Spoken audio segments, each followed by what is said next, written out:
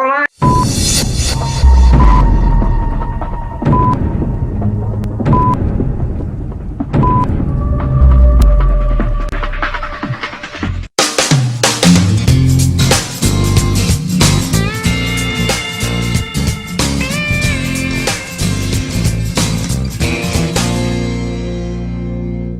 Está começando mais uma Ana Kaline Entrevista e o meu convidado de hoje é uma pessoa muito especial, um exemplo de superação.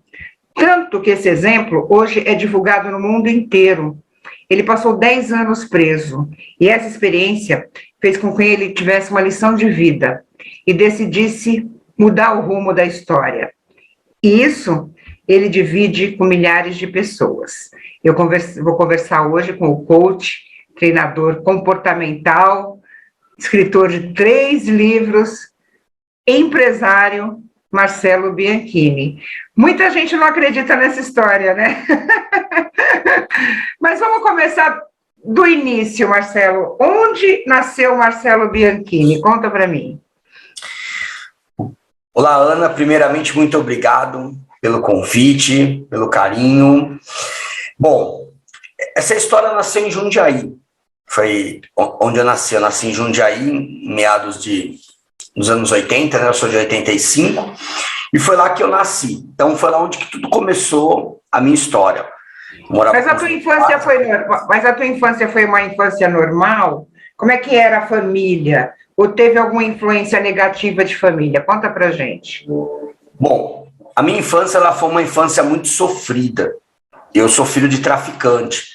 Meu pai era traficante, quando eu nasci ele já era traficante, ele era uma pessoa muito agressiva, ele batia muito na minha mãe, espancava a minha mãe, eu já vi meu pai quebrando o maxilar dela com soco, o nariz, braço.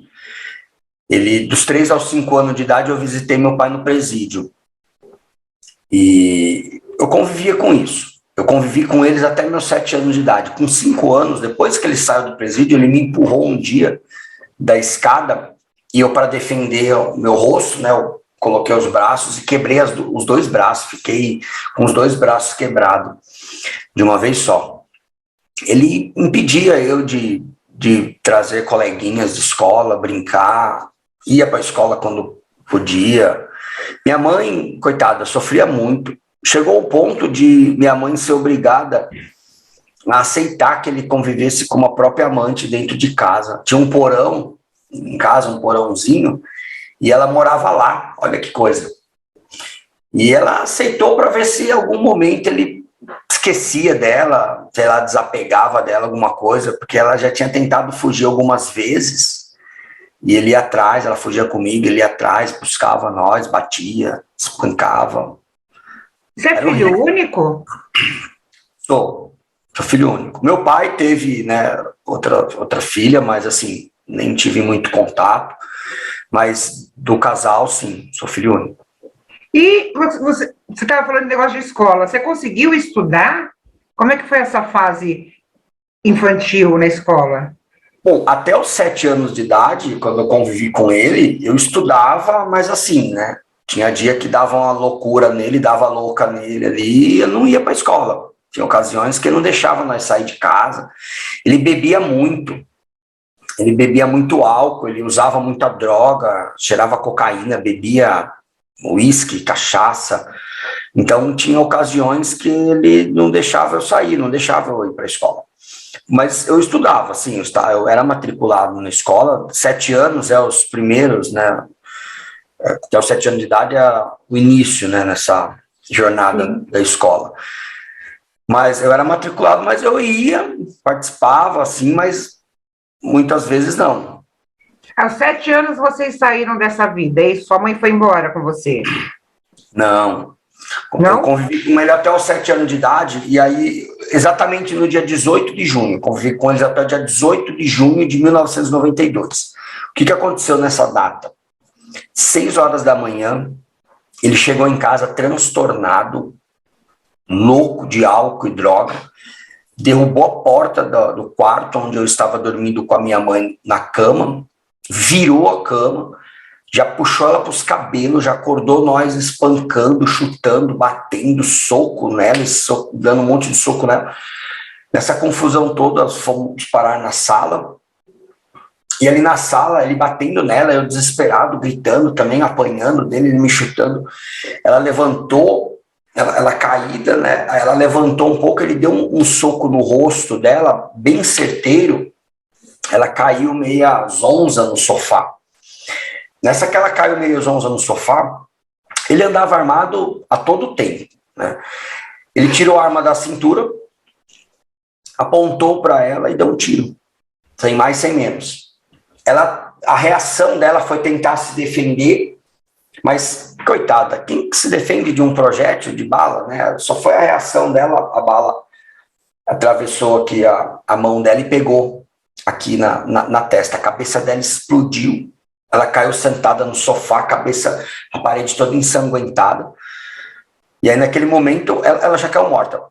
Naquele momento, ele parou, olhou para mim, assim, ele viu o que ele fez ali, né? Ele viu o que tinha acontecido, né? Ele estava transtornado, né? Mas ali naquele momento, no choque ali, acredito que a loucura toda foi embora. Ele me olhou, na hora que ele me olhou, eu vi a morte ali. Eu tinha certeza que eu ia morrer também. Eu estava assim a 1,5 metro de distância, mais ou menos, dele e dela. Eu fiquei sem chão, mole, fraco, com 7 anos de idade, indefeso. Não sabia se eu gritava, não sabia se eu chorava, se eu corria, não tinha força para nada. Ele me pegou, eu tentei me afastar, ele me pegou no colo, aí eu, apavorado, coloquei a mão no peito dele e tentei me afastar, assim. Ele não disse uma palavra. Ele olhando nos meus olhos, assim como eu estou olhando para você, ele colocou a arma embaixo do queixo aqui e apertou o gatilho. A cabeça dele explodiu também, da mesma forma que foi com a minha mãe, e nós caímos, ele caiu por cima de mim. Ele caiu, na verdade, quando ele apertou o gatilho, ele caiu para frente. Eu, no colo dele, fiquei embaixo dele, passei a mão no rosto, estava com o rosto todo ensanguentado, e eu tirei ele de cima de mim. E o que você fez nesse momento? Para que eu pudesse levantar. O que você fez? O que uma criança de 7 anos faz nessa hora? Eu não fiz nada. Eu fiquei paralisado em estado de choque, olhando algo, né, entendendo, né, algo que eu nunca havia presenciado, né, nunca tinha visto uma coisa daquela, né, os dois com a cabeça estourada, todo ensanguentado no chão, eu todo ensanguentado, aquele barulho forte ainda zunindo no meu ouvido. Fiquei meio que em êxtase ali, parado ali. Ouviram isso? Vizinhos ouviram? Como é que foi isso? Na verdade, tiros dentro de casa era comum, os vizinhos já estavam meio que acostumados, né? Aquela época, isso foi em 1992, então aquela época, assim, era diferente de hoje em dia, né? Então, isso não tinha tanta polícia assim, né? Então era comum, os vizinhos ouviam um tiro e falavam, tá brigando de novo, né? E era 6 horas da manhã, né? 6 horas da manhã, a turma tá dormindo. E aí eu fui caminhando, meio mole, meio bambeando, até lá na cozinha, e da cozinha eu gritei para amante dele, que estava no porão, com um tiro no pé, porque ele já tinha batido nela durante a semana e ele já tinha dado um tiro no pé dela. Então ela estava com um curativo no pé. E aí eu fui lá, nem era assim, ouvi os tiros, mas ninguém se surpreendia. E eu fui lá, comecei a gritar o nome dela, aí ela apareceu assim, olhou, aí ela me viu todo ensanguentado, né? Aí ela já imaginou que teria acontecido alguma coisa. Eu falei para ela o que aconteceu, ela subiu, foi lá ver, aí já ligou para a polícia, já ligou para o resgate. E o que aconteceu com você? Onde você foi parar? Bom, eu fui acolhido pelos meus avós maternos. O pai e a mãe da minha mãe. Eles eram... Minha família, da parte da minha mãe, da parte do meu pai, eu conheci só alguns tios. Da parte da minha mãe, era uma família bem humilde, produtores rurais. Meu avô, ele tinha olaria, que é uma fábrica de tijolo de bloco, de barro. Ele tinha plantação de uva, tinha vacas, vendia leite, queijo, enfim, moravam em sítio. Lá em Jundiaí mesmo? Lá em Jundiaí mesmo, numa área mais afastada de chácaras. Eu fui acolhido por eles, e ali que eu conheci o que era amor, ali eu conheci o que era carinho, o que era dignidade, respeito, o que era liberdade, o que era ser criança, poder brincar, correr, trazer meus amigos em casa, ir na casa dos meus amigos. Foi ali que eu conheci o que era tudo isso. E aí você estudava, tinha uma vida normal? Ali eu convivi com os meus avós dos 7 aos 15 anos, 15 para 16 anos, mais ou menos. Só que assim, hoje eu sendo um profissional na área do desenvolvimento humano, um hipnoterapeuta, hoje eu trabalho com isso, né? Trabalho com a mente das pessoas, hoje eu entendo o que foi que aconteceu comigo. Até os 7 anos de idade, falando um pouco mais tecnicamente, até os 7 anos de idade, algo na nossa mente chamado fator crítico da mente consciente ainda não está estabelecido. Isso funciona como um filtro. Então, enquanto isso ainda não está estabelecido na nossa mente, dali para trás é onde que começa a formação da nossa programação mental.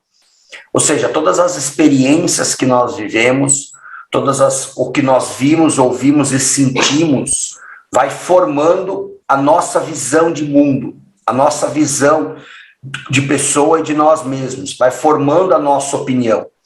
E qual foi a programação mental que eu tive na minha primeira infância? Crime, assassinato, tráfico, cadeia, armas, agressões, traição, violência. Foi isso que foi formada a minha programação mental.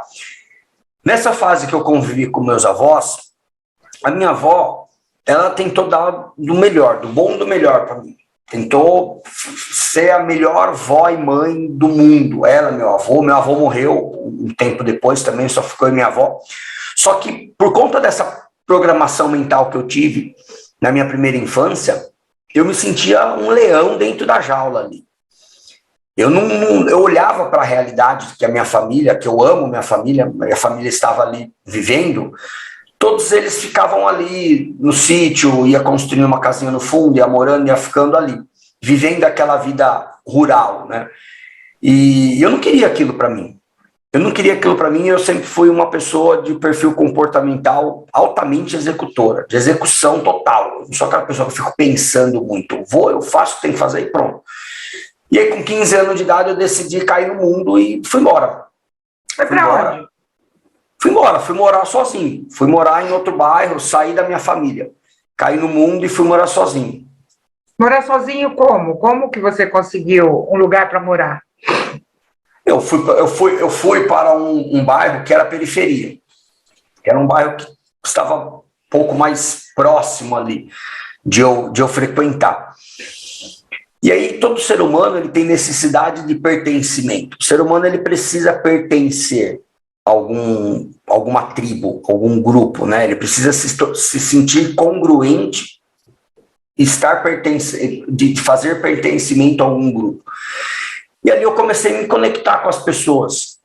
Ali eu comecei a conhecer as pessoas e por conta dessa infância que eu tive, dessa minha programação mental, eu não fui me conectar com aquela molecada que ia para a escola, que trabalhava no emprego certinho, não. Comecei a me conectar com aquela galerinha que era mais malandra, que era mais malandreado, que usava cordãozão, relógio, armas, moto, carro, mulheres ao redor. Foi ali que eu comecei a me conectar. E aí foi quando o crime me acolheu. E eu mergulhei de cabeça nisso, porque eu via as coisas que a molecada fazia e a minha mente associava com o que eu aprendi na minha infância e ali eu me familiarizava. Eu me sentia familiarizado com aquilo. E você começou como? Eu comecei assaltando, mergulhei nisso, me virei assaltante. Em menos de um ano eu já estava liderando a quadrilha, arquitetando todas as ações criminosas que nós fazíamos, com 17 anos já. Demorou quanto tempo para você ser preso, para você ser pego? Então, eu fui preso algumas vezes de menor, mas de menor vai e sai com frequência. Aí, antes de eu ser preso, eu fui preso logo com 18 anos de idade, eu já já fui preso e veio minha sentença. Mas com 17 anos de idade, eu passei por uma experiência de quase morte. Eu passei por uma situação que eu já havia tomado alguns tiros em tiroteio, mas nessa ocasião foi quase que fatal. Uma bala quebrou 2 costelas, atravessou o pulmão e se alojou na espinha. E eu fui para o hospital em coma, né? Fui para a UTI em coma, já desacordado. Em algum momento desses dias que eu fiquei na UTI, eu passei por uma situação que o meu coração ele chegou a parar por mais de 1 minuto. E o médico precisou voltar naquele choque, né? Aquela máquina que dá aquele choque. Nesse momento. Como? Desfibrilador. Desfibrilador. Eu sempre arrisco falar, mas eu não falo, porque eu sempre erro a palavra, né? Então eu prefiro que a pessoa que eu esteja contando fale. E aí, nesse momento, Ana, aconteceu uma coisa comigo que, assim, eu não sei se é algo espiritual, se é algo da minha mente, não importa. O que importa é que isso fez todo sentido para mim, faz todo sentido para mim hoje. Porque na época, na ocasião, não fez muito. Porque na ocasião, aquele moleque imaturo, rebelde, não estava apto a entender quais eram os sinais da vida. Quais os sinais que a vida estava me dando. Então eu não estava nem aí para nada, eu era um adolescente revoltado, eu assumi um papel de vítima, por quê? Porque eu não assumia a responsabilidade do caminho que eu havia seguido. Eu ficava culpando todo mundo, eu culpava meu pai, eu culpava Deus, eu culpava o governo, o desemprego, eu culpava todo mundo. Então eu fiquei revoltado, rebelde. E esse foi o primeiro sinal que eu entendo que a vida me deu. Nessa ocasião, eu lá, em coma, na UTI, meu coração parou. E nesse momento, eu pude ver o meu corpo deitado na maca, de fora. Eu pude ver a movimentação de médico, o médico com aquele aparelho, esse aparelho que você falou o nome, que eu não vou arriscar a repeti-lo. E ele dando choque no meu peito, eu olhava para o aparelho de eletrocardiograma em linha reta, aquela linha em linha reta, pip. E ali naquele momento eu falei, cara, eu morri, como assim eu morri? Não é possível. E uma coisa eu afirmo para você, Ana, nessa hora até um ateu clama por Deus, porque tipo, Deus, se você existe mesmo, faça alguma coisa aqui para mim, por favor, não me deixe morrer. Porque eu não quero isso, né? Quando você se depara com isso, muitas pessoas, eu vejo muitas histórias de muitas pessoas, cada um tem a sua experiência. Falando que vê túneis coloridos, eu não vi nada disso. Eu só vi o meu corpo ali deitado na maca e eu consegui entender o que estava acontecendo ao meu redor ali. E uma força, me dando força ali, me falando, né? Que não desista. Seu propósito não termina aqui. Isso que foi me animando. Enfim, no terceiro choque, quem entende o mínimo de medicina sabe que após o terceiro choque a coisa já começa a ficar séria, né? No terceiro choque, o médico conseguiu reagir ao meu coração. E quando eu acordei, eu já estava no quarto. E o médico Você era ateu nessa época? Você era ateu? Você era ateu? Olha, eu não digo que eu era ateu, mas por eu ser tão rebelde, tinha hora que eu não acreditava em nada. Porque assim, um moleque sem nenhum nível de educação nesse sentido, né? A minha família, da parte da minha mãe, nesse período que eu morei com a minha avó, dos 7 aos 15 anos, a minha família toda foi católica. Então eu pude Então eu pude conhecer um pouco nesse sentido. Mas nessa ocasião, não acreditava em muita coisa, acreditava só no meu potencial, no que eu fazia e pronto. E que dane-se o mundo. Mas naquela hora, sendo ou não sendo, eu clamei por Deus. Isso eu tenho certeza disso, do que aconteceu, né?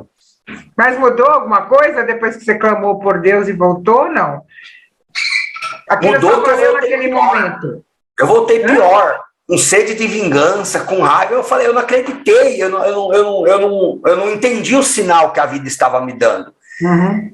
Hoje, eu olhando isso, o médico foi lá me conhecer para me falar, cara, eu vim aqui fazer questão de te conhecer, porque hospital público toda hora, nego sai costurado, esfaqueado, cheio de tiro, garrafado, nem sabe quem que cortou ele lá no meio e costurou, né? Verdade. O médico fez questão de ir lá me conhecer. Era um médico novo, não era um médico tão velho. Ele falou, rapaz, eu fiz questão de vir aqui te conhecer porque foram poucos casos de milagre que eu me deparei na minha carreira. E o seu foi um. Porque por muito menos aqui, eu cansei de dar óbito aqui nessa mesma sala. Você teve 4 perfurações no pulmão. Uma bala, que o projétil atravessou o pulmão. Quando que a bala entrou, afetou 2 costelas, que elas também perfuraram o pulmão. Então você teve 2 perfurações profundas e 2 perfurações mais leves. Então foi algo assim que eu, particularmente, eu nunca presenciei algo assim. Então eu vim aqui, né, para te conhecer. E eu voltei mais revoltado ainda. Porque Você ficou quanto tempo no hospital? Eu fiquei quase um mês. E a bala foi retirada de você ou ela está aí ainda? A bala está aqui ainda. Uhum. É a lembrança que você tem. A bala está aqui ainda. Ela não poderia ser retirada na ocasião, porque senão ia afetar a coluna onde ela se encontrava. E eu voltei revoltado. E aí é até um pouco clichê, né? Essa frase que fala, se você faz as mesmas coisas, você terá sempre os mesmos resultados. Mas é a realidade, eu continuei fazendo as mesmas coisas. Eu voltei com sede de vingança, eu voltei revoltado, querendo me vingar do que tinha acontecido. Eu continuei fazendo as mesmas coisas, até pior. Só que aí veio a maioridade, fiquei de maior, 18 anos, e aí um assalto frustrado de um supermercado, caixa eletrônico, carro ali na fuga ali, acabou entrando em um tiroteio com a polícia, e mais um sinal aconteceu, porque o nosso carro, nós estávamos em 4 assaltantes dentro do carro, o carro capotou, foi com as rodas para o alto e o carro todo furado de tiro, mais de 30 tiros, e ninguém tomou um único tiro ali. E aí eu fui preso. Chance. Eu fui preso. Aí fui preso, alguns meses veio a condenação. 10 anos de cadeia. E você cumpriu essa pena onde? Eu passei em 16 unidades prisionais no estado de São Paulo. Por que essa mudança toda? Não é por opção, né? É um movimento do sistema prisional de remanejar presos, manda para cá, manda para lá. Até para não se aliarem, né? Até para não criarem... Tem N motivos, né? Acontece alguma coisa no presídio. Primeiro é o seguinte, ó, a unidade que eu cheguei era uma unidade era uma comarca, chamava comarca, que é cadeia pública. Você chega ali, todo mundo que vem da rua chega ali, fica ali por um período enquanto tem as audiências no fórum, para decidir se o preso vai ser condenado ou se ele vai ser absolvido. No meu caso, que fui condenado, após a condenação, aí vem a primeira transferência, que você é transferido dependendo da pena. O meu foi regime fechado, integral, totalmente fechado. Então eu sou transferido para outro regime, penitenciário. E aí essa cadeia foi Jundiaí, né? Eu fui preso lá, eu fui preso em Várzea Paulista, fui mandado para Jundiaí. Na época não tinha o CDP de Jundiaí, que é Centro de Detenção Provisória, que funciona da mesma forma praticamente que a comarca. E eu fui transferido para Lucélia. Mais de acho que, se eu não me engano, 800, quase 1.000 quilômetros. É bem longe. De São Paulo. Aí imagina só, ali eu já estava quase por uns 19 anos de idade, porque foi um processo de sumário, que se diz, né, que é enquanto está indo no fórum, foi um processo de uns 10 meses, mais ou menos, foram várias audiências. Então ali eu já estava perto dos meus 19 anos de idade. Aí você imagina, né, Ana? Eu lá preso, aí vem aquele filme, né? Tudo que você passou na vida. 10 anos de condenação, com 18 anos de idade. Aí eu pensava assim, cara, 50% mais de 50% do que eu já vivi, eu vou ficar preso aqui. E aí você começa a pensar, né? Tudo que você fez, todas as porcarias que você fez, né, nesse período. Enfim, bate aquele arrependimento, mas nesse momento eu estava muito revoltado ainda. Eu estava meio que decidido que aquela vida era a minha vida. Que eu ia viver pro resto da vida dentro do crime. Quer dizer, você achou que fosse passar 10 anos, sair, fazer de novo, ser preso de novo, sair, fazer de novo, ser preso de novo, até acabar a tua vida. Esse era o filtro de visão de mundo que eu tinha da minha vida. Eu até falava que filho de peixe, peixinho é. Eu nasci para ser isso. O crime está no meu sangue. E assim, é igual eu vejo pessoas falarem, mineiro é preguiçoso, com todo respeito aos mineiros, adoro mineiro, tá? Nada contra. Mineiro é preguiçoso, tá no sangue. Alemão é teimoso, tá no sangue. Igual eu falava isso, falava assim, o crime tá no meu sangue. Não tem nada no nosso sangue. São rótulos, eu digo que são rótulos que nós aceitamos que outras pessoas instalem em nós, que sufoca a nossa essência, o que nós realmente somos. E aí, hoje em dia, né, com a era da internet, redes sociais, as pessoas se comparam muito. As pessoas querem ser o que os outros são. Isso eu chamo de ausência de presença. A pessoa nunca quer estar no lugar que ela está. E ela acaba sufocando a sua própria identidade. Foi isso que aconteceu comigo. Eu não nasci para ser um criminoso. Ninguém nasce para ser um criminoso. Só que eu permiti que isso acontecesse. E eu fugia da minha responsabilidade de que eu havia escolhido aquele caminho para preencher um vazio que tinha aqui dentro. E eu ficava procurando culpados. Mas não tem culpados na nossa vida. Ninguém deve nada para nós. Nós somos responsáveis pela nossa realidade. Sim. A vida que nós vivemos... A questão do livre-arbítrio, né? Exatamente. A vida que nós vivemos, nós só vivemos a vida que nós vivemos e somos quem nós somos por responsabilidade nossa. Não do outro. Só que vai colocar isso na cabeça de um revoltado com 18, 19 anos, preso, quase morreu diversas vezes, fez várias ações criminosas, condenado 10 anos de cadeia, lá em Lucélia, 800 quilômetros de distância de São Paulo, sendo sustentado pelo governo no meio de um monte de criminosos de todo tipo, convivendo no lugar mais hostil que o ser humano pode conviver.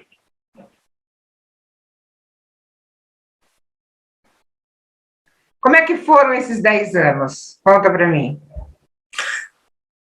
Bom, no começo, eu me senti um peixe fora da água, né? Eu precisava me achar. E vem mais uma vez a necessidade de congruência do ser humano.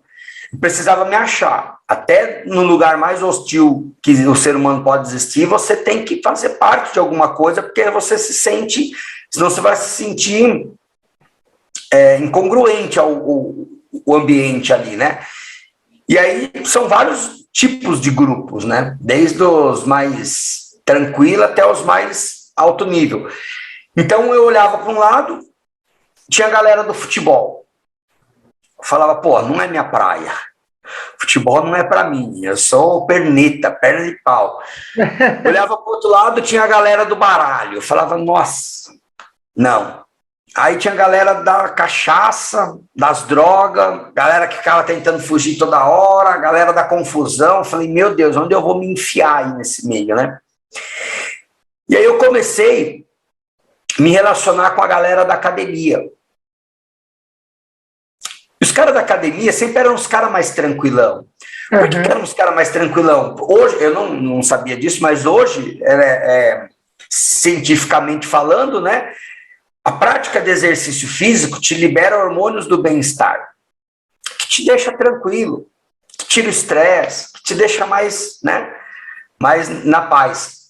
Eu comecei a frequentar, e assim, eu era um palito, eu era magrelo, seco, careca, sem barba, feio pra caramba, todo remendado, todo costurado de cirurgia. Eu tenho 2 cicatrizes de 30 pontos cada uma, são 60 pontos.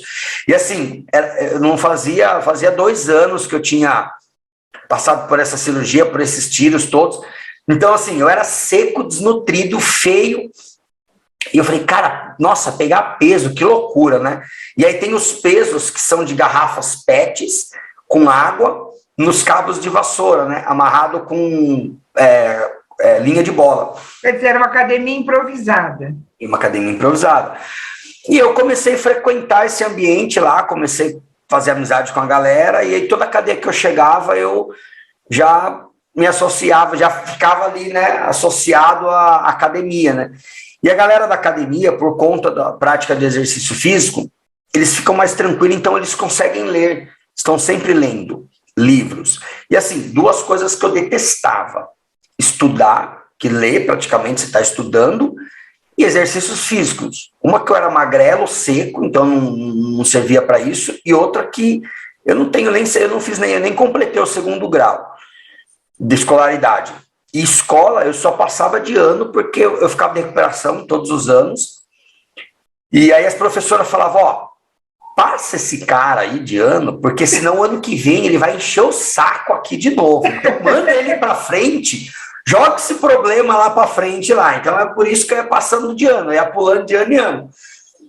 E eu falei, cara, olha que loucura, né? No lugar mais hostil que pode existir, eu que nunca pratiquei exercício físico, estou fazendo musculação à tarde, pulando corda de manhã e correndo em volta da quadra e lendo livro o resto do dia. Isso, Ana, durante uns 7, 8 anos mais ou menos, isso foi me permitindo, eu automaticamente, inconsciente, eu fui me permitindo a se tornar uma nova versão. Porque eu era muito revoltado e isso foi acalmando aqui. Fui ficando mais tranquilo, fui passando a ter outras visões através da leitura, do estudo, das coisas que eu aprendia. E quando você saiu, você foi para onde? Quando eu saí... Acabou a pena. Liberado. Mas aí é o seguinte, aí teve um momento da mudança, né? Hum. Eu não saí um criminoso. Eu entrei um criminoso, mas eu saí um empresário. Lá dentro mesmo? Lá dentro. Como? Então, esse período aí de uns 7, 8 anos aí, que eu fui me permitindo a olhar para dentro de mim, esquecer o meu redor e olhar para dentro de mim, através de leitura e prática de exercício físico, eu passei por uma situação, um dia em específico, com uns 7, 8 anos preso, mais ou menos, não me lembro, que foi uma blitz do Batalhão de Choque. A blitz do Batalhão de Choque, eu já havia passado dezenas de vezes por aquilo. Porém, eu falo que tudo na vida precisa de uma preparação, né? É você se permitir algo. Quando você está apto a começar a entender os sinais que a vida te dá. Mais um sinal aí que eu entendi dessa vez. Quase morri lá atrás, passei por várias aprovações de vida, não entendi. Nesse momento eu entendi. Como que funciona uma blitz do Batalhão de Choque? Entra a tropa de choque, 5 horas da manhã, entra no presídio jogando bomba, tiro de borracha, gás de pimenta, fumaça. Eles abordam todas as celas, rendem todas as celas, tira os presos de um em um, fazem uma revista e os presos saem pelado, de cueca, do jeito que dá. É uma loucura, chega dando tiro, bomba, aquele tormento psicológico, né? Aquela pressão psicológica, emocional, negativa. Quando abre as celas, aí é detergente no chão para escorregar, os caras chutar a cabeça, pisar, enfim. Mas qual é o propósito disso? pressão psicológica. Porque quando a pessoa está em estado de choque, né, é difícil ela reagir, alguma coisa assim, né? Então, o intuito disso é pressão, né? Colocar medo ali nos presos na hora, né? Colocar medo nos presos, manter o controle. Entendi. Da parte deles, né? Mas assim, tá todo mundo desarmado, todo mundo pelado de cueca, com a mão na cabeça, os caras tudo armado de bota, escudo, né? Mas enfim, nada mais é do que uma covardia, né? Ali é um abuso de autoridade total, uma injustiça total, desumano, desnecessário totalmente. Mas enfim, é o método que eles usam, né? Até hoje isso acontece, Marcelo? Você tem informação disso? Ah, não, sinceramente, eu acredito que sim. Eu não tenho mais contato, não tive mais contato, mas eu tenho certeza que sim. Isso é algo que acontece há décadas, acho que desde quando existe o sistema prisional, o tratamento com os presos é assim, porque o sistema ele não regenera ninguém, Ana. Não. O nosso modelo nunca. Não existe um regime, uma conduta para um reeducando que entra dentro do sistema prisional que sai diferente por conta do regime e da conduta lá dentro. Não. Tanto que o meu caso não tem nada a ver com o ambiente que eu vivi, com o tratamento, com a conduta, com o dia a dia. Não tem nada a ver, foi algo interno. Foi algo interno, talvez até algo espiritual, né? Acho que Deus parou um momento, olhou para mim e tocou em mim ali e falou: muda de vida, que o seu caminho não é esse, né? Alguma Você coisa vai ser diferente, né? É. E nessa blitz, o que aconteceu? Eu estou entre os 2% da população carcerária que sai melhor do que entra, né? Que sai ou diferente, ou melhor ou diferente, né? 2%. 98% da população carcerária no Brasil saem pior do que entram. Entra um bandidinho de farol, de celular, e sai um líder de quadrilha, um líder de facção. Entende? Então, assim, nessa ocasião, quando que abriu a cela que eu saí, aí passa por praticamente um corredor, e os caras ficam tudo com os escudos, cachorro, cacetada e tal, detergente, os caras caem no chão, pisa por cima, chuta, pressão, grita, xingando. Quando eu cheguei no final, eu estava com 2 tiros de borracha nas costas, algumas cacetadas nas costelas, na cabeça, minha cabeça meu ouvido zunindo, minha cabeça meio zonzo ainda. Quando eu sentei no fundo, no pátio no pátio da quadra, né, quando eu sentei no fundo, de cabeça baixa, assim, eu estava com um impacto emocional, um forte impacto emocional negativo tão grande, mas tão grande, que eu achei que meu coração ia infartar. Porque eu não estava me aguentando ali, todo tremendo inteiro, machucado fisicamente e emocionalmente. E aí, naquele momento, eu me senti no fundo do poço. Naquele momento, eu vi que eu havia fracassado na minha vida. Naquele momento, eu me senti um nada, eu me senti pior do que um lixo naquele momento. Eu vi o quanto o caminho que eu escolhi seguir me deixou impotente na minha própria vida. E ali eu fiz uma promessa para mim mesmo que eu nunca mais ia passar por aquilo. E ali eu impulsionei algo que todos nós seres humanos temos, que nos fazem seres humanos. É um dom que nos faz seres humanos. Os cachorros não têm isso, que eu chamo de autoconsciência. O que é autoconsciência? É o dom de você se questionar. Por que eu estou aceitando passar por isso? Por que eu estou repetindo todos os padrões do meu pai? Por que eu estou aceitando isso? E muitas pessoas, e aí levando para a realidade, né, de outras pessoas, por que eu estou aceitando um relacionamento tóxico e abusivo? Por que eu estou aceitando um emprego que não vai me levar a lugar algum, que só me suga, e só serve para pagar as contas? Por que eu aceito amizades tóxicas ao meu redor? A autoconsciência ela é muito poderosa. Quando você faz bom uso desse dom que nós seres humanos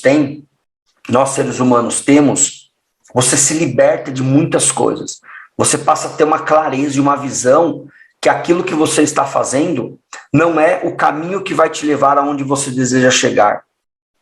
E eu falei, cara, esse caminho que eu escolhi, ali eu assumi o protagonismo da minha vida. Ali eu deixei de ser um coadjuvante, eu deixei de ser uma vítima. Eu chamo de síndrome do coitadismo. Ali eu deixei de querer que os outros tivessem pena de mim pelo caminho que eu escolhi seguir. Naquele momento. E uma coisa que eu aprendi, Ana, enquanto eu estive preso, que eu consegui desenvolver dentro de mim, é esperança e fé. E quando eu falo de fé, não é uma crença religiosa. Não é fé em uma religião ou em algo maior. Não. É fé em si mesmo. Fé é você saber que todas as possibilidades são contra você, mas você saber que você tem capacidade de consegui-las. Fé é você saber que você ter certeza que você caminha no inferno na esperança de um dia alcançar o céu. E sem desanimar. Isso é fé. E foi essa fé. Eu ouço uma frase muito bonita. Fé é o possível. Né? Fé Exatamente. é a certeza de que tudo é possível. E que a gente opta, né? A vida te dá os caminhos. Você foi pelo caminho errado e, de repente, você resolveu optar pela regeneração, vamos dizer assim, uma nova pessoa. Eu vou ser outra pessoa. Foi isso que aconteceu com você, lá dentro do presídio. Exatamente. E ali sentado, Ana, eu tomei uma única decisão. Olha o poder da decisão. Porque na nossa vida nós fazemos escolhas e renúncias a todo momento, seja nas pequenas e grandes coisas. Esse é o poder da decisão de alto impacto. Eu tomei uma única decisão, sentado ali, todo ferido emocionalmente e fisicamente. Minha alma estava ferida ali, meu coração, minha mente, tudo, minha integridade, minha dignidade, meu ego, tudo ali estava ferido, tudo estava destruído ali. Eu estava totalmente desconfigurado ali naquele momento. E é nesse momento, quando você chega no fundo do poço, Ana, você tem lições que você jamais irá conseguir tê-las no topo. Quando você está aqui, no fundo do poço, e a primeira decisão que você tem que tomar é de querer parar de cavar. Porque se você chega no fundo do poço, foi você que cavou. Só que você só sai do fundo do poço quando você parar de cavar. Ali eu decidi parar de cavar. Eu não havia saído do poço ainda. Eu decidi parar de cavar.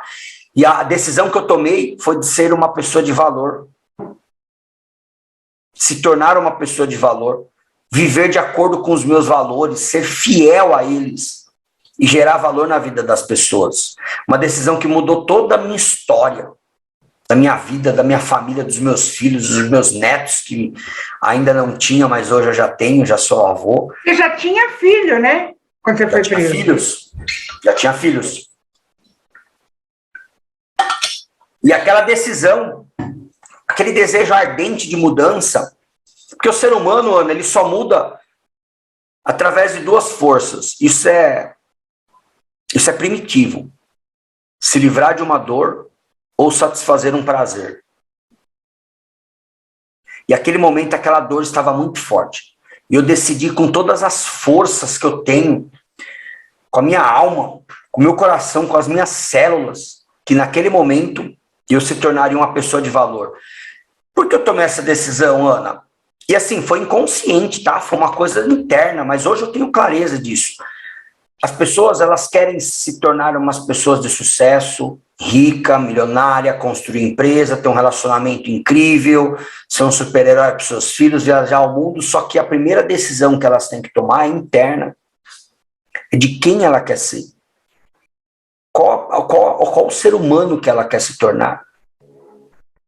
E qual o propósito que ela quer criar para a vida dela. Não olhar para o externo, olhar para o interno. Depois dessa decisão, o tempo passou, eu li muita bibliografia na minha vida. Ah, é? E eu entendi que as pessoas de sucesso eram empresários. E eu sempre tive esse espírito de liderança, por ser uma pessoa de execução. E eu decidi que quando eu saísse, eu ia ser um empresário. E aí, exatamente no dia 21 de abril de 2014, eu conquistei a tão sonhada liberdade, saí de cabeça erguida, sem nem dever satisfação para a justiça. E foi um começo muito difícil.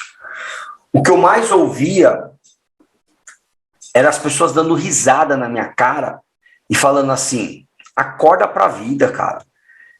Você é um excluído da sociedade. Nós somos, né? Porque eu falava com muitas pessoas também que tinham passado por isso. Nós somos excluídos da sociedade. Ninguém vai te dar emprego. Ninguém vai abrir as portas para você. Quem que vai te dar uma oportunidade, cara? Melhor você voltar a roubar para os seus filhos não passar fome.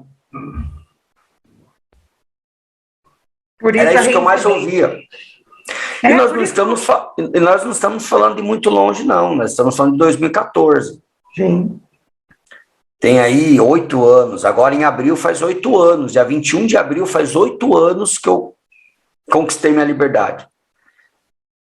E aí eu tinha uma casa de herança. Apenas isso. Que era a casa que você morava com seus pais.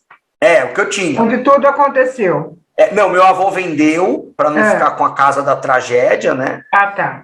E aí comprou outra. Ali era meu recomeço. Era tudo que eu tinha. Eu fui lá, vendi não, queimei, né? Porque uma casa abandonada, um ex-presidiário, saindo agora, precisando de dinheiro, o povo aproveita, né? Mas enfim, foi um dinheiro abençoado que me fez eu recomeçar a minha vida. E eu morei de favor 10 meses na casa do filho de um amigo, de um senhor já, que tinha ficado preso comigo. Em Itapevi. Fiquei 10 meses morando de favor lá. E aí tinha um amigo que eu fui atrás, que ele era empresário quando eu fui preso, e eu fui lá e falei, cara, eu preciso de uma direção, eu preciso de uma visão, cara, eu preciso que você me dê um norte, porque eu já sou um empresário, eu sou uma pessoa do bem, eu sou uma pessoa de valor, eu decidi isso. Só que eu não sei em que ramo que eu atuo ainda.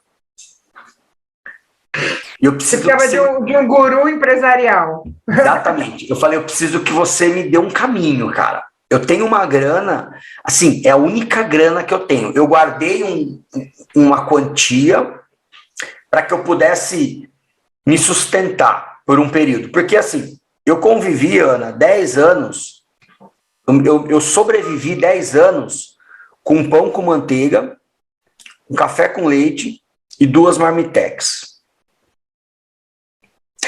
Então era isso que eu precisava para sobreviver, e água. Eu já estava morando de favor, o cara falou, você não precisa me dar R$1 aqui, você pode ficar aqui o tempo que for preciso, nós acreditamos em você, no seu potencial, e nós vamos te ajudar. E eu morava lá, eu dormia, né? Eu ia lá, só dormia, voltava, tomava um banho, tinha lugar para ficar. E aí o cara falou assim para mim, ele falou, cara, olha para o ramo de transportes terrestres. Caminhões, transportadores, isso movimenta o Brasil, cara. Eu acho que você não vai ficar sem emprego de jeito nenhum. E aí eu acreditei, como uma pessoa de perfil comportamental de executora, né? Eu não preciso ouvir 2 vezes. Falou, eu vou, faço, pronto. Aí eu fui e comprei o primeiro caminhão. Marcelo, quanto você tinha de dinheiro nessa época? Quanto você conseguiu juntar? Eu tinha 90 mil. E aí eu comprei o caminhão. Comprei o caminhão, meu primeiro caminhão. E aí teve uma pessoa que acreditou na minha ideia, comprou a minha ideia e começou a dirigir, né? Porque eu não podia dirigir, eu não tinha habilitação. E eu fiquei na parte estratégica, né? Eu ficava levantando os fretes para essa pessoa fazer. Só que as coisas não estavam andando, não estavam indo. Eu falei, nossa, eu me ferrei, mano. Já não vou vender o caminhão pelo mesmo preço, o caminhão já vai desvalorizar, vou ter perdido tempo, nossa, não é o caminho.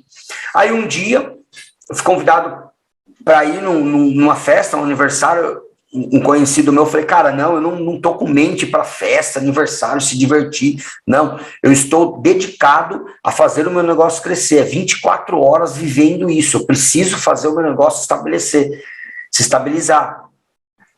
Ele falou, não, vamos lá, vai ser bom descansar um pouco, né, distrair um pouco, só trabalho. Aí eu conheci um cara que era do ramo de transportes, que estava com uma operação dentro de uma grande empresa de caminhões frigoríficos. Aí eu comecei a conversar com ele, aí ele falou, cara, você está no ramo errado, não é carga seca. Carga seca, daqui a pouco você vai estar fazendo mudança. É caminhões frigoríficos, cara. Eu falei, nossa, entendi. Eu falei, cara, se eu transformar meu caminhão em frigorífico, você me dá uma oportunidade, me coloca lá dentro? Ele falou, cara, eu só coloco transportadoras lá, acima de 10 caminhões. Eu falei, nossa, está muito longe isso, eu não tenho nenhum frigorífico, eu vou ter 10. Ele falou, cara, mas eu vou abrir essa exceção para você e eu vou te dar essa oportunidade. Eu falei, quantos dias eu preciso?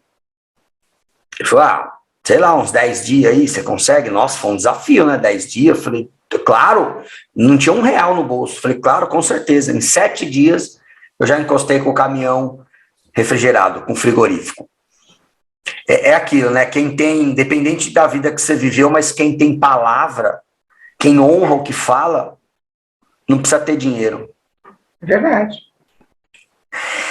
E E aí começou, o caminhão começou a rodar, eu já comecei a sentir a diferença, já vi que tinha frete todo dia, tinha dia que tinha 2, 3 fretes, quando que era próximo, dava tempo voltar, tinha frete toda hora, o caminhão, a hora que encostasse na empresa, tinha frete para fazer. E foi indo, foi acontecendo, aí nasceu um sonho, realizei um sonho, que nasceu a Bianchini Transportadora, minha primeira empresa, que foi transformar meu nome em uma marca, era um sonho que eu tinha de muito tempo.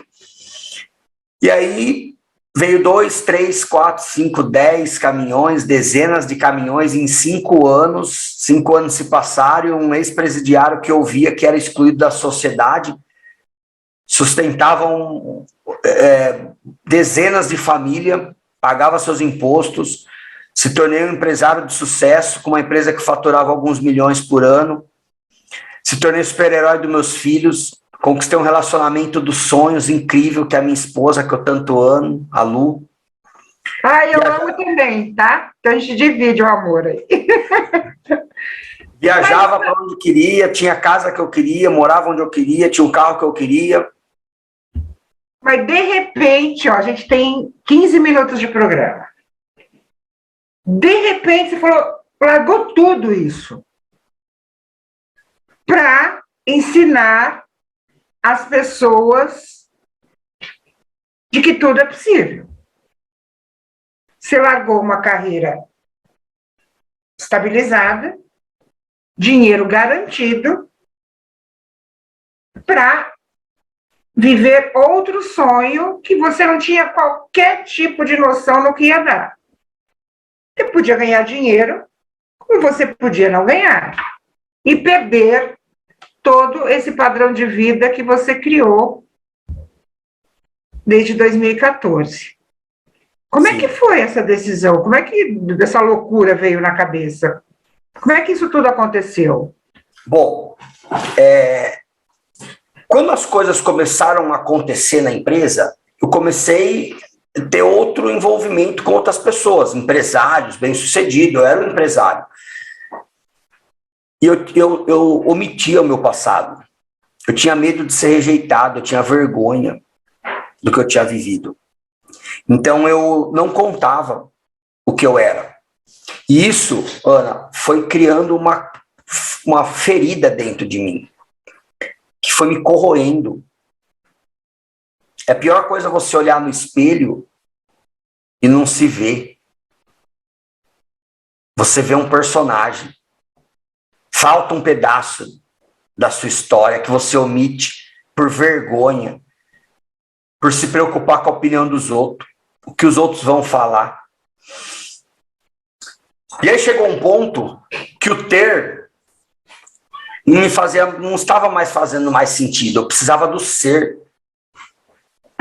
Eu precisava realmente entender qual motivo eu estou inserido nesse sistema. Por que eu estou aqui? Por que eu passei por tudo isso e hoje eu estou aqui, vivo? Será que isso diz respeito a mim? Não. Quem sou eu para tudo isso diz respeito a mim? Não. Não é possível. E aí eu fechava os olhos, eu olhava para 10, 20 anos na minha empresa e não fazia sentido. Eu não gostava mais do meu trabalho. Financeiramente, ela triplicou todas as metas que eu tinha. Me deixou muito bem, só que eu não era feliz no que eu fazia. Eu não acordava todo dia, 5 horas da manhã, para trabalhar com o coração palpitando, alegre, feliz. Não. E aí eu sentei com a minha esposa, com os meus filhos e falei, eu vou me permitir a conhecer coisas novas, porque o conhecimento, as habilidades, as competências que eu tenho me trouxeram até aqui. Se eu quero algo mais, eu vou ter que engolir o orgulho, engolir a arrogância, vestir a sandália da humildade, sentar na mesinha, na cadeirinha do estudante e aprender coisas novas. E eu mergulhei em cursos, treinamentos, imersões, fui terceirizando a empresa cada vez mais. E eu conheci o desenvolvimento humano. Conheci o desenvolvimento humano, me formei hipnoterapeuta, coach, PNL, inteligência emocional, diversas outras formações. Abri um consultório, me conectei muito com a missão de um hipnoterapeuta, que é trabalhar regressão, ressignificar traumas antigos, problemas das pessoas, se livrar das pessoas de tendência a suicídio, pessoas de tentar se matar, depressão, enfim. Eu me conectei muito com isso, porque eu sentia que meio que um dever de poder fazer pelo próximo o que foi feito por mim um dia, porque eu saí das trevas e vim para a luz. E teve um caminho aqui, interno e externo. Uma forma de retribuir, né, o que você ganhou. Uma forma de retribuir.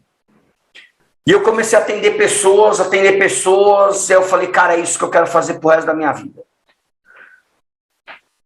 E aí eu fiz algumas mentorias, contei a minha história para algumas pessoas, e algumas pessoas grandes aí do mercado falou, cara, você não tem que esconder sua história, cara.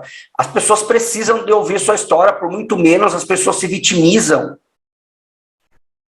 Sua história vai ser fonte de inspiração e um símbolo de esperança para aquelas pessoas que não têm perspectiva de melhora de vida, porque elas vão olhar para a sua história e vão falar assim, cara, se esse cara conseguiu, quem sou eu para achar que eu não consigo também?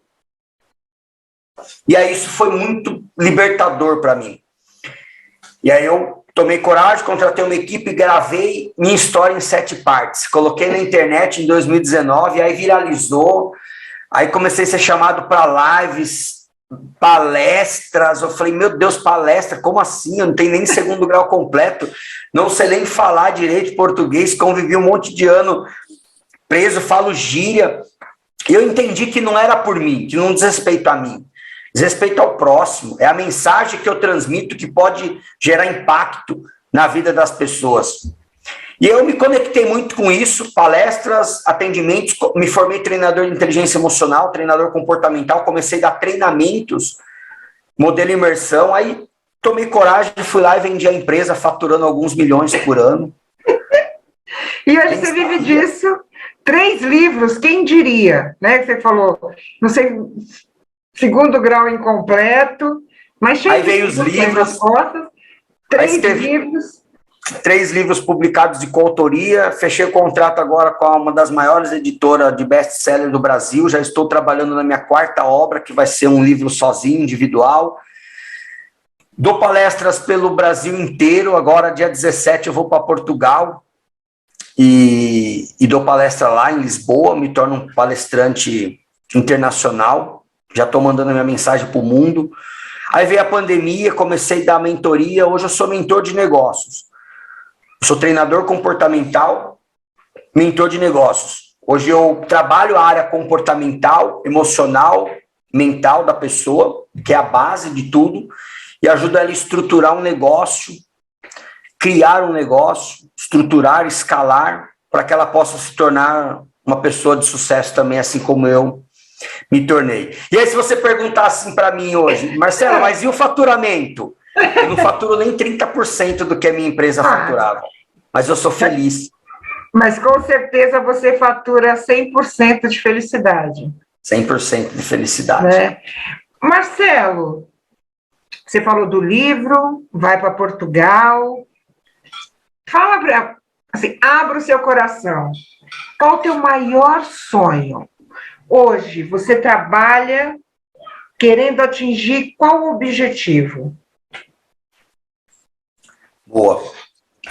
Hoje, a minha missão de vida hoje Ana, isso é um trabalho a longo prazo, eu sei, mas eu já comecei esse trabalho, eu já faço trabalhos sociais, filantrópicos, dentro das comunidades, dou palestra dentro das comunidades, estou quase conseguindo ir palestrar dentro dos presídios, principalmente os que eu já passei. Hoje a minha missão de vida é o quê?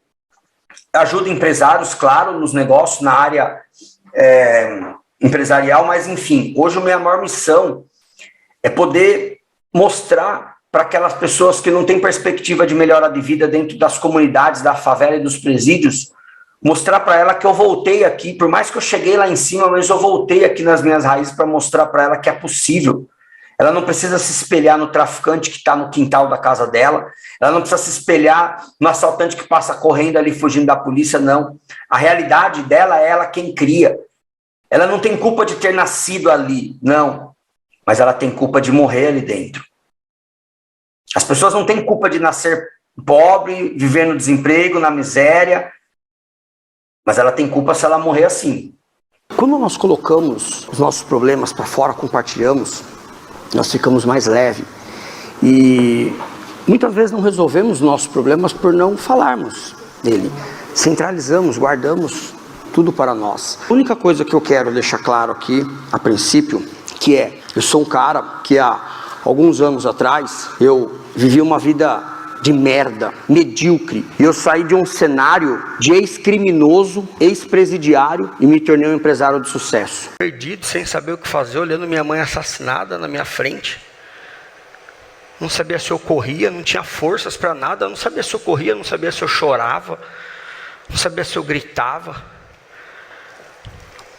Quando ele olhou para mim assim, eu vi a morte. Eu tinha certeza que eu ia morrer. E aí naquele momento ele parado, em estado de choque também. Me desculpe da palavra, mas quando ele viu que ele fez merda, né? Ele viu a besteira que ele fez. Ele travou, eu também fiquei travado, os dois ficaram travados ali. Aí ele me pegou no colo.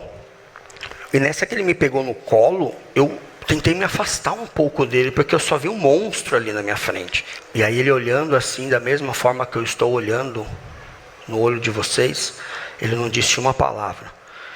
Ele colocou a arma embaixo do queixo e apertou o gatilho. Entende? Então, hoje a minha filosofia de vida é contra o vitimismo. Porque eu me vitimizei por muitos anos. Muitos anos eu fugi da minha responsabilidade. Quando eu assumi o papel de protagonista na minha vida, minha vida deslanchou em todas as áreas da vida. Então hoje meu maior sonho é poder levar minha mensagem para o maior número de pessoas que se sentem excluídos da sociedade, da forma que um dia eu ouvi que eu era um excluído da sociedade. Mas eu não sou, porque eu não me excluí da sociedade.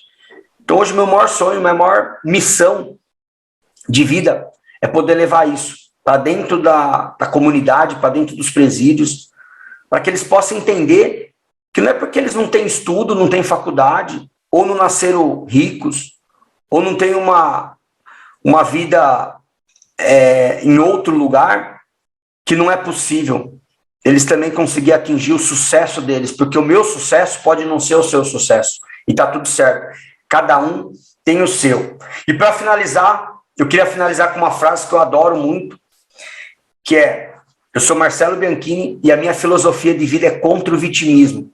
Porque eu que caminhei na escuridão, nas trevas, no inferno, entendi que existe a luz, desde que você tenha fé, esperança, um desejo ardente de mudança e nunca, jamais desistir de você. Muito obrigado, Ana. Obrigada. Parabéns pela sua história. É realmente um exemplo de superação. Eu espero que você consiga passar essa mensagem, que é principalmente uma mensagem de amor, amor próprio, né? Que é a coisa do acreditar em mim, né? Por mais que você tenha passado tudo que você passou desde a sua infância, que tudo galgou para que desse tudo errado na sua vida, né? Para que você não estivesse aqui hoje mais. Isso estava escrito, né? Você morreu durante alguns instantes, mas teve mais uma chance e conseguiu abraçar essa chance de forma positiva, coisa que muita gente não faz. Então, eu te parabenizo, torço mesmo para que você consiga essa proliferação, né, da sua história, e ama a sua esposa, ama a sua família, vocês merecem a felicidade plena, e se ela não existe, a gente constrói. Exatamente. Obrigada, um grande beijo. Eu espero que o exemplo do Marcelo tenha servido para vocês de alguma forma.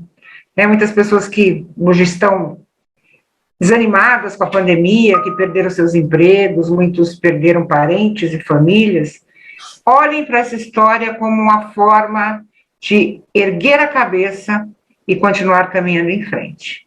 E lembre-se que na semana que vem a gente tem um novo encontro e eu espero que com uma história tão bonita quanto a de hoje. Tchau e até lá.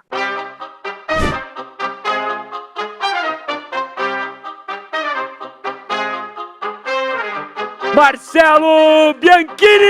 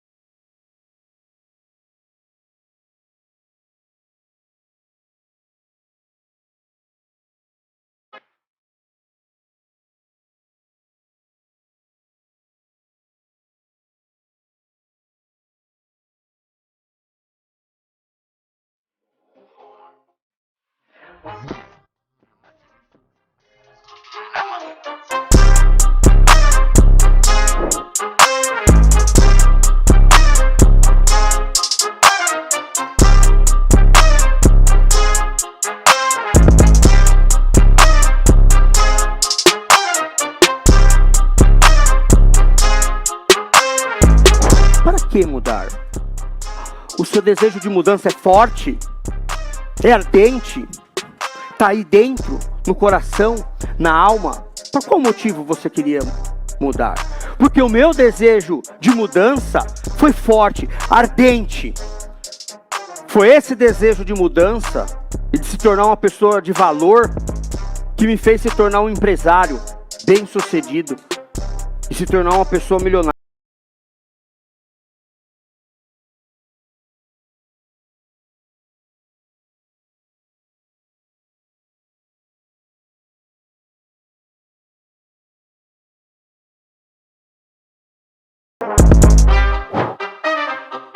Ana, Diego e todos vocês que doaram no evento Arrasta Pra Cima, a gente está muito feliz aqui no campo de refugiados de Zaleca para mostrar para vocês o resultado desse evento lindo, a parte, né? Porque tem muito a ser feito ainda.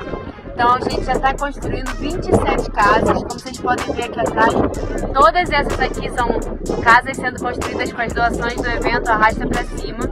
São pessoas que estavam vivendo em situações de muita vulnerabilidade.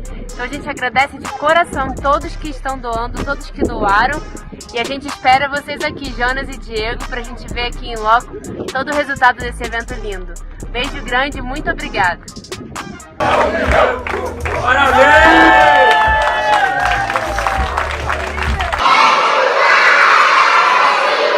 Muito obrigado, Arrasta Pra Cima. Muito obrigado, Arrasta Pra Cima. Asante sana, Arrasta Pra Cima. Uau, obrigado, Arrasta Pra Cima. Obrigado, muito obrigado. Asante sana, Arrasta Pra Cima.